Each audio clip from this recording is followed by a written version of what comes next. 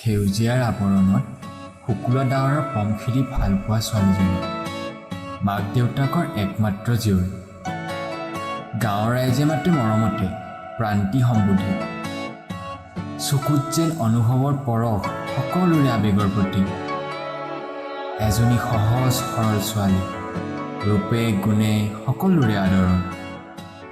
চকুত হেজাৰ সপোন লৈ জীৱনটো সৰলভাৱে অতিবাহিত কৰাৰ প্ৰয়াস তাইৰ কোমল হৃদয়ৰ গৰাকী আমাৰ প্ৰান্তিক গাঁৱৰ কাচিয়লি হিচাপে সকলোৱে মৰম কৰে সেই মৰম আপোনালোকৰ পৰা বিচাৰি আহি আছে প্ৰান্তিকা